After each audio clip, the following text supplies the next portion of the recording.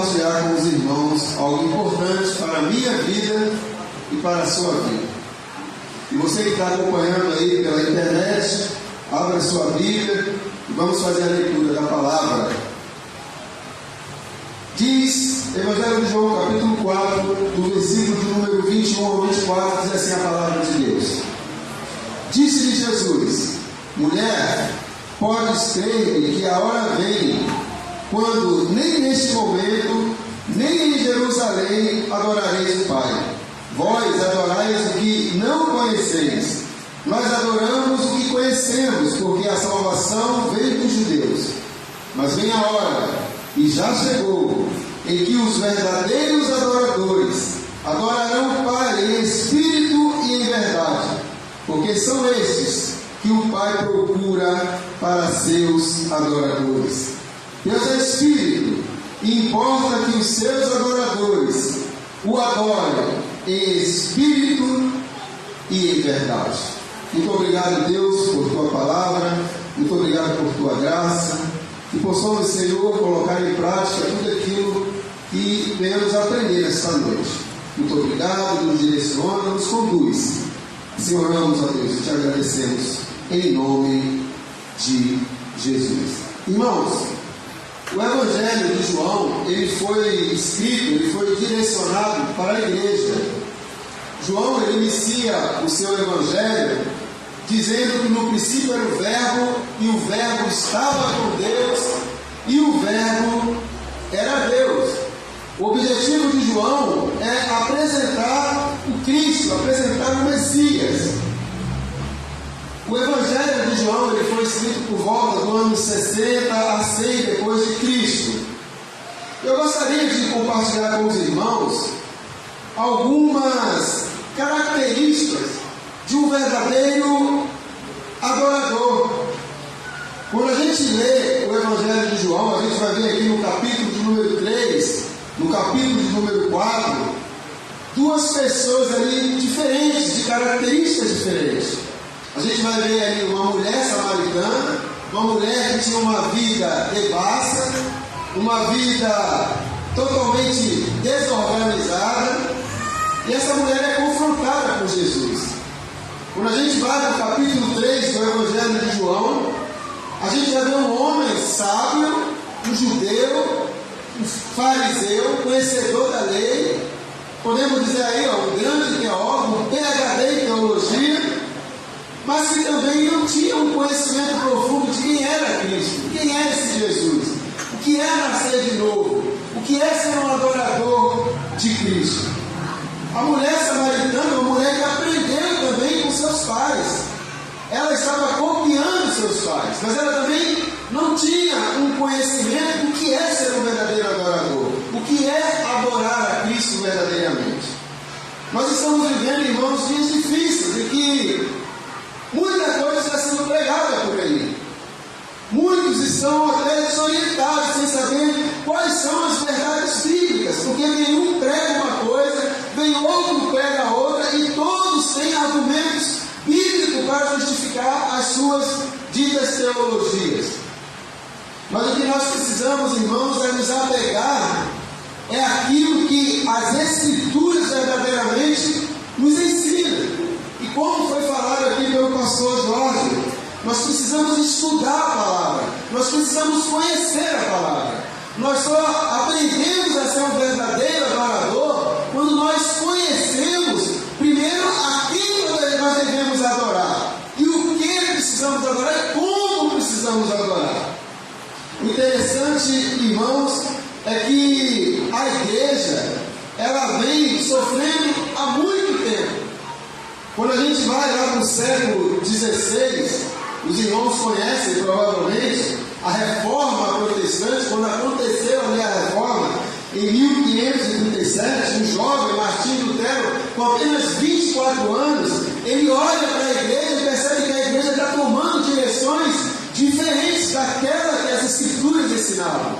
E ele escreve ali as suas 95 teses ali na porta da igreja, ali na Alemanha, para justamente condenar algumas heresias que a igreja, que a liderança da igreja estava pregando.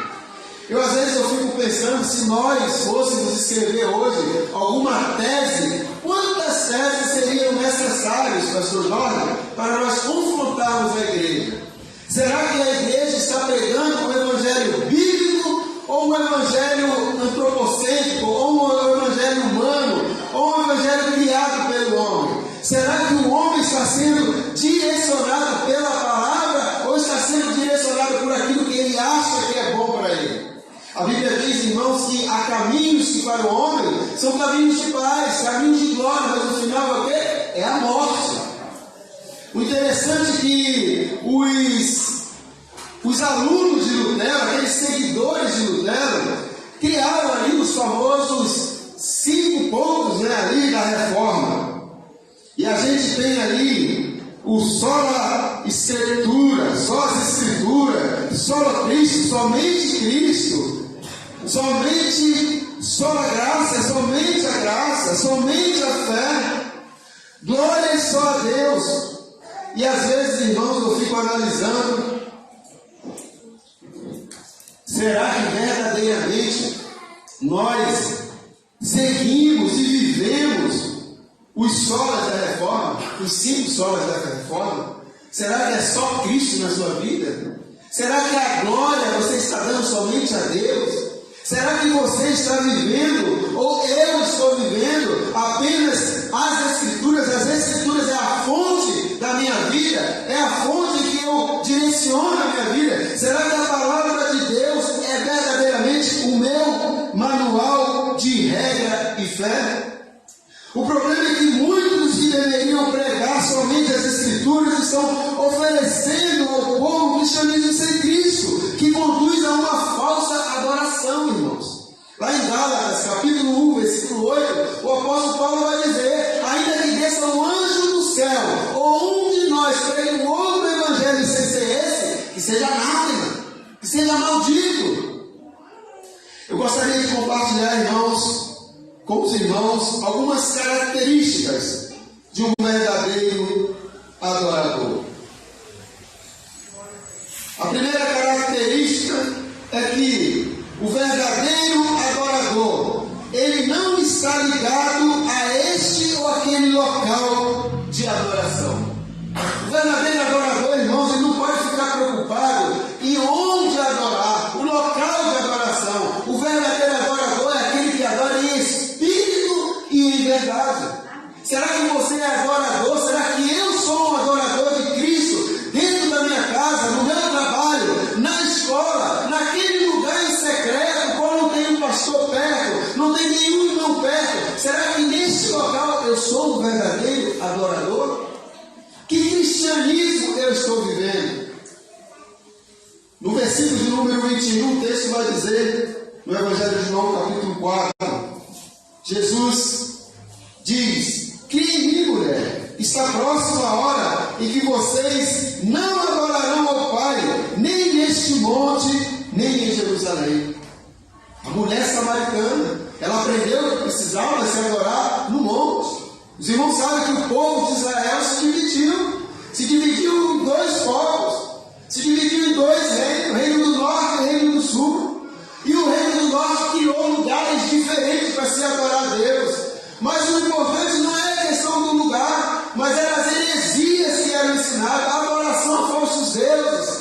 Quando o reino do sul, a mesma coisa, o povo se distanciou de Deus e começaram a oferecer adoração estranha, uma adoração diferente daquilo que eles haviam aprendido com os seus antepassados.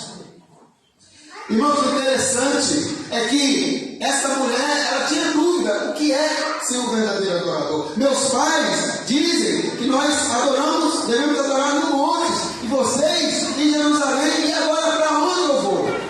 E Jesus disse para essa mulher: haverá tempo em que o Senhor buscará os verdadeiros adoradores, aqueles que o adoram em espírito e em verdade.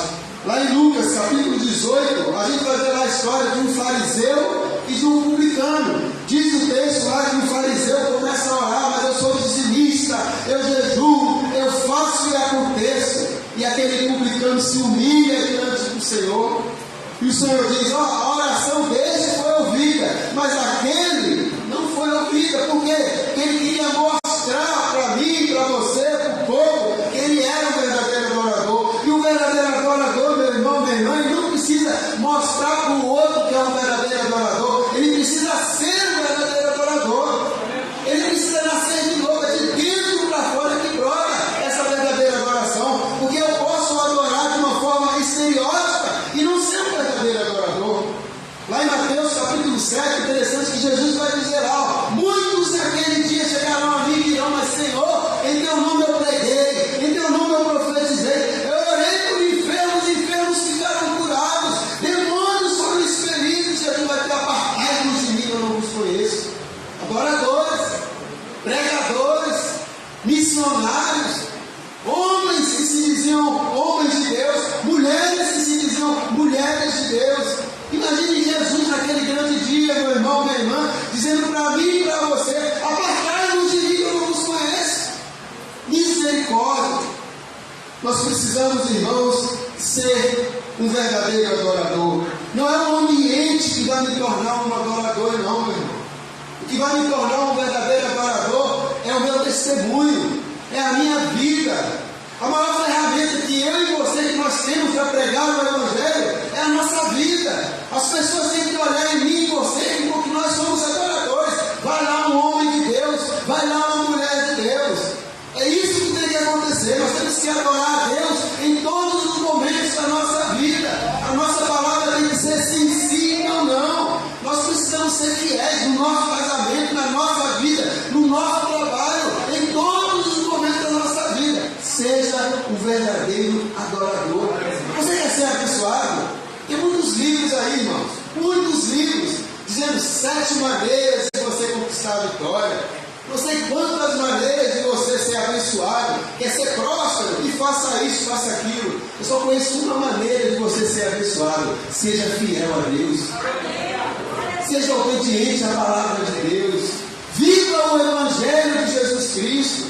Seja um cristão genuíno. Não seja crente só na igreja. Irmãos, aquilo que nós fazemos para Deus não é para a estrutura, não é para Monte Calvário, não é para o pastor Jorge, é para Deus, é para glorificar o nome de Deus.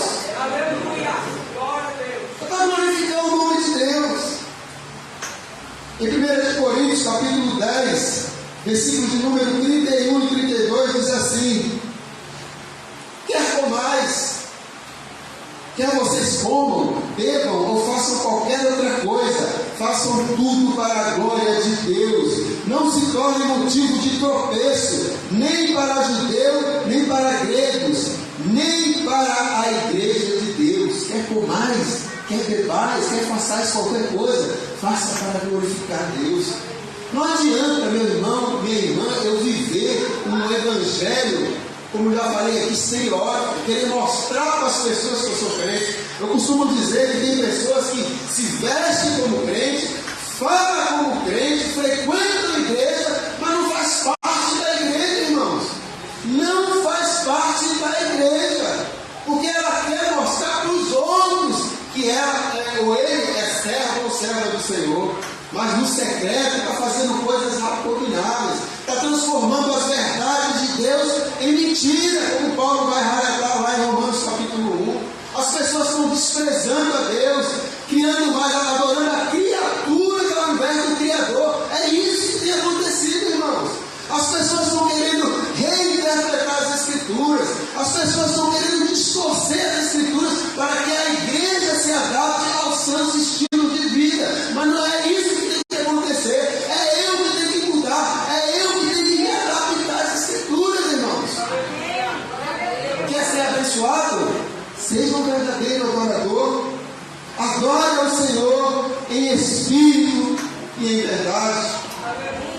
Segundo, irmãos, o verdadeiro adorador, ele se identifica como o principal pecador. O adorador, ele tem que entender que ele é pecador, que ele é um miserável. Que nós só estamos aqui porque a graça nos alcançou. É pela graça sois salvos. Isso não vem de vós, é dom de Deus, não pelas obras, para que ninguém se glorie. Você está aqui porque Deus tem tido misericórdia da tua vida. Você chegou aqui hoje porque Deus tem tido misericórdia da tua vida. Eu, Márcio Gomes, estou aqui porque Deus tem tido misericórdia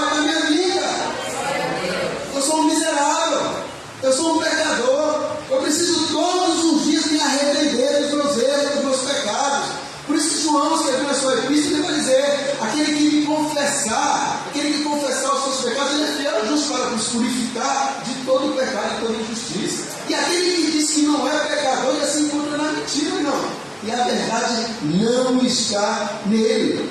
O apóstolo Paulo, ele se identificava como o principal pecador. Nós precisamos nos identificar como o principal pecador. No capítulo 4, versículo de número 19, disse a mulher assim, ó, Senhor, vejo que é profeta. Essa mulher reconhece, irmãos, reconhece a veracidade das palavras. Mas quando Jesus fala com ela e expõe a vida dela, ela disse, Senhor, vejo que é profeta. Nesse momento, eu creio que essa mulher reconheceu os seus erros, o seu pecado. Um dos maiores problemas que a igreja tem enfrentado ao longo dos séculos é não ensinar ao povo que são pecadores e o que realmente é pecado. Tem gente que não sabe o que é pecado, não, irmãos. Tem gente que não sabe. As coisas estão tudo se tornando relativo. Não é bem assim, não. Mas a Bíblia não é bem assim, não. Se a Bíblia não diz que é pecado, então quer dizer que eu posso fazer? Como é que funciona isso?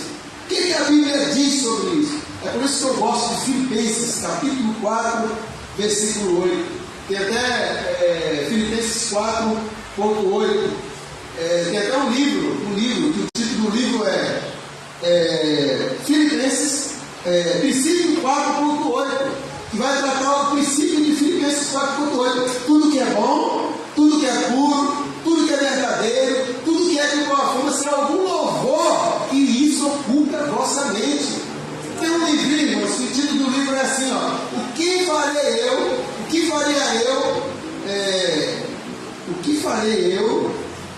que Jesus faria em meu lugar? É o livro, o que Jesus faria em meu lugar, é o título do livro. E nesse livro, o pastor da igreja, ele chama, ele desafia as pessoas a todas as vezes que forem tomar alguma atitude, ou falar alguma coisa, ou tomar alguma decisão, chegasse no espelho e falasse o que Jesus faria em meu lugar. Todas as vezes que você fosse se vestir, vai no espelho e pergunta o que Jesus faria. Será que Jesus está satisfeito com esse meu comportamento, com essa minha atitude? Diante de uma decisão, o que Jesus faria em meu lugar? Sabe o que o livro vai dizer, irmãos? Muita gente parou no meio do caminho, porque não conseguiu, como diz o apóstolo Paulo, não conseguiu mortificar o velho homem e se revestir de novo homem. Está preso ainda às suas vontades, aos seus desejos e ao seu pecado. Jesus,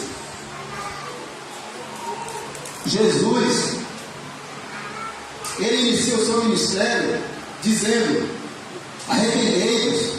Ele continua dizendo a essa mulher e também para nós hoje, arrependei-vos. A palavra de Deus o tempo todo falando para nós, irmãos, arrependei-vos. Você precisa mudar o seu comportamento, você precisa mudar a sua atitude. O apóstolo Paulo, escrevendo aos Efésios, ele vai dizer, pois, deixando a mentira, fale cada um a verdade uns para os outros.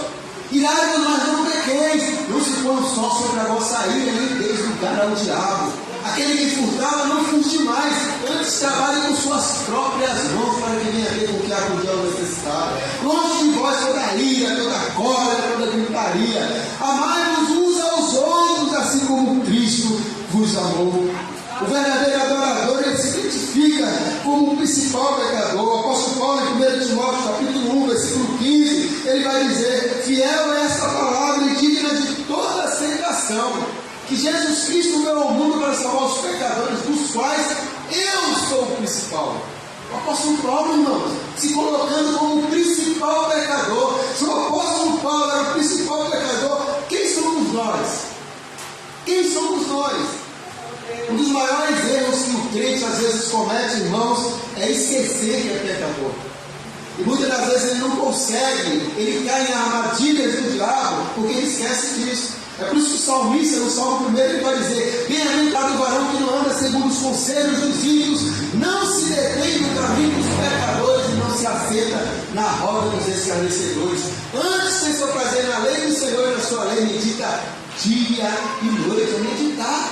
É o que é feito aqui nas quartas-feiras, aprender a palavra de Deus, viver a palavra de Deus. Não é só só vir à igreja, não, tem que praticar, tem que aprender e lá fora colocar em prática. Quando a gente vem à igreja, irmãos, é para aprender a ser crente. Eu vou à igreja para aprender a ser crente todos os dias. A palavra de Deus é que vai dizer como deve ser o meu comportamento, no meu casamento, no meu namoro, no meu trabalho, no meu dia a dia como cristão. O verdadeiro adorador, ele se identifica como o principal pecador. O Salmo de número 51, Davi, eu acho esse salmo fantástico, 51, versículo 3 e 4.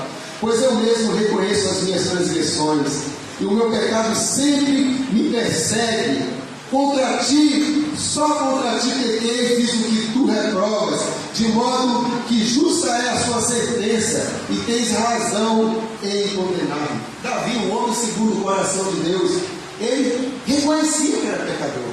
E nós precisamos, irmãos, porque o verdadeiro adorador, ele precisa se identificar como o principal pecador. Terceiro, deixa eu voltar aqui, faltou um texto aqui, Romanos, capítulo 12, versículo 2, os irmãos conhecem. Paulo vai dizer: não vos conformeis com este mundo, mas transformai-vos pela renovação da vossa mente. Tem muita gente querendo fazer o contrário. Eu sou adorador, mas eu quero caminhar com o mundo. Eu sou adorador, mas eu não consigo me libertar disso ou daquilo. Eu quero servir a Deus, mas eu quero também servir a minha carne. Não vai funcionar. Por isso que lá em 1 Coríntios, lá na série, no texto que nós lemos, Paulo vai dizer: há muitos fracos e doentes, e muitos até que dormem. Tem crente sofrendo, sabe por quê? Porque está em rebeldia. Eu sofri muito, irmãos. Eu sofri muito. O pastor Jorge está aí testemunha. Rebelde, quer seguir seus próprios caminhos. Não, está na igreja, depois, vai para Vera Cruz. Está na igreja, o crente Raimundo. Não dá certo. Ser crente Raimundo não dá certo. Nós precisamos ser adorador de verdade, irmãos. Quando eu entendi isso, que é ser um verdadeiro adorador, Deus me abençoou tremendamente. Você quer ser abençoado? Seja adorador de Cristo. Adora o Senhor. Não é para adorar o pastor Jorge, não. Não é para adorar Monte Salvário, não. É que você precisa ser um adorador. Você precisa nascer de novo. Tem muita gente, irmãos, que passa pelas águas, que simboliza ali a morte e ressurreição, mas na verdade não muda nada na vida dele. Ele foi batizado, ele é membro da igreja, mas ainda não se converteu, ainda está preso ao pecado, ainda está ali querendo servir a Deus, senhores. Não funciona. Lá em Mateus capítulo 7 vai dizer: aquele que ouve a minha palavra, mas não obedece, é semelhante ao quê? Ao homem que constrói a sua casa na areia. Sabe o que isso simboliza? Quando você não está alicerçado na palavra, qualquer coisa te puxa, qualquer coisa te atrai. Você não consegue se firmar. Você é aquele crente que está na igreja, daqui a pouco cai, aí levanta um pouquinho, cai de novo. Porque está ouvindo, está construindo a sua casa na areia. Mas aquele que ouve a palavra e obedece é semelhante ao homem que constrói sua casa na rocha. Pode vir a ter tempestade, eu posso ficar enfermo, eu posso ficar desempregado, tudo está dando errado, mas eu uso as palavras do apóstolo Paulo: tudo posso naquele que me fortalece. Tem gente que gosta só do tudo posso naquele que me fortalece, mas esquece que o apóstolo Paulo passou fome, foi apedrejado, foi preso, foi maltratado, teve um momento de abundância, mas também de escassez, mas ele tinha convicção: tudo posso naquele que me fortalece. O apóstolo Paulo vai dizer: minhas leves e momentâneas tribulações produz para mim um peso de poder e glória, irmão, acima de qualquer comparação, porque eu, Paulo, eu não atendo para as coisas que se veem, assim, para as coisas que não se veem, porque as coisas que se veem são passageiras, mas as coisas que não se veem, irmãos, são eternas. Foi louvado que nós precisamos buscar as coisas do alto, irmãos, do céu, as coisas de Deus. Quarto, irmãos, o verdadeiro adorador, ele tem a palavra de Deus como seu único manual de regra e fé. É só a Bíblia, só a Escritura, é a palavra de Deus. Se o pastor Jorge estiver pregando aqui, vai nas Escrituras, avalie, vê se o pastor Jorge está pregando Bíblia, vê se o pastor Jorge não está pregando alguma heresia. Se tiver, chama ele: pastor, me explica aqui que tem alguma coisa errada. É a Bíblia. Não siga o pastor Jorge, não siga as Escrituras. Você tem que ser amante da palavra. Leia as Escrituras em casa, ser questionador questionador, seja questionador, sempre fui questionador. Eu ia perturbar o pastor Jorge. Como é que é isso, pastor? Até hoje no seminário, os professores sofreram comigo. Até hoje sofrem comigo. Eu sou um questionador, eu vou lá, pesquiso, eu vou ali, o que fulano falou, o que Beltrano falou, como é que é isso aqui, é assim mesmo, é a Bíblia, irmãos. Tem que ir na Bíblia, porque aqui estão querendo pregar um evangelho diferente por aí.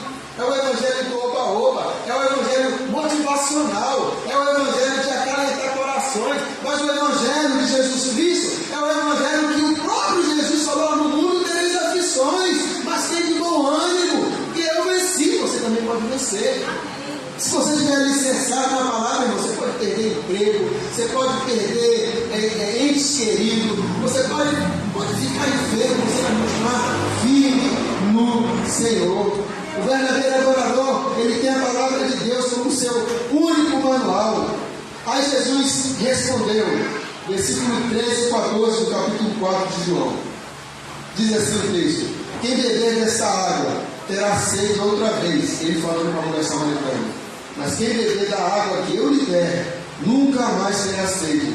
Pelo contrário, a água que eu lhe der se tornará nele uma fonte de água a jorrar para a vida eterna. Essa água, irmão, é a palavra de Deus. No princípio era o verbo, no princípio era a palavra estava com Deus, a palavra era Deus. Jesus, ele aqui, ó, nosso manual de regra e fé. É isso aqui, é a fonte inesgotável, a palavra. Seja direcionado pela palavra. Só a escritura. A única forma de discernir o que é ou não adoração a Deus é conhecendo a palavra de Deus. Tem muita coisa. Irmãos, tem um grupo aí, até da Convenção Batista Brasileira, que queria reavaliar a declaração de fé das igrejas batistas brasileiras. Mudar a declaração de fé, porque para aceitar um determinado grupo aí. Para aceitar um determinado grupo ali. Aquele grupo que está relacionado lá em Romanos capítulo 1, que transformaram as verdades de Deus em mentira. Aquele grupo lá de Romanos capítulo 1. Então, querendo, não tem problema não. Vamos receber como membro da igreja. A Bíblia não é bem assim, não. Vamos reinterpretar aqui Romanos capítulo 1, que tudo bem. E não é só isso, não tem muita coisa estranha. As pessoas transformando a igreja em clubes. Igreja não é clube não, irmãos. Igreja é lugar de adoração. Igreja é lugar de você aprender. Igreja é lugar de você se expor, né? De você pedir perdão, pedir misericórdia. É lugar de transformação de vida. Igreja não é para você só ouvir, ó, tudo posso naquele que me fortalece. Você tem uma casa só, você vai ter 10 casas. Não tem problema. Você vai ser abençoado, você vai ser próprio. Vai. Volta a falar, quer ser abençoado? Seja o verdadeiro adorador. Para concluir, irmãos, ser religioso não significa ser uma nova criatura. O verdadeiro adorador tem como referência para a sua vida Jesus Cristo. O verdadeiro adorador precisa conhecer a palavra de Deus para não ser enganado por falsos ensinamentos. E o que nós podemos aprender, irmãos, com tudo aquilo que nós falamos aqui nessa noite? Qual é a aplicação para a nossa vida? Eu botei aqui 2 pontos aqui bem simples. Primeiro, precisamos conhecer o nosso manual de regra e fé. Leia a Bíblia, irmãos. Medite na palavra do Senhor. Busque na palavra. Segundo, precisamos praticar aquilo que as Escrituras nos ensinam. Quer ser próximo? Você quer ser abençoado? Está orando a Deus, pedindo a bênção? Está aí clamando todos os dias? Mas será que você está seguindo esses 2 princípios? Primeiro, reconhecer a palavra de Deus como seu manual de regra e fé. E segundo, colocando em prática aquilo que você está aprendendo acerca da palavra de Deus. Que sejamos, irmãos. E eu peço a Deus todos os dias que Deus levante na sua igreja verdadeiros adoradores. Porque o verdadeiro adorador, ele ama a palavra de Deus. O verdadeiro adorador, ele ama a sua igreja. Ele gosta de ficar em comunidade, ele gosta de ficar com os irmãos. O verdadeiro adorador, ele se identifica, irmãos, como o principal pecador. E é isso que nós precisamos fazer todos os dias. E que Deus, na sua infinita graça e misericórdia, continue nos abençoando e continue nos dando sabedoria para podermos entender e compreender aquilo que Jesus quer para nossas vidas. Que Deus nos abençoe em nome de Jesus.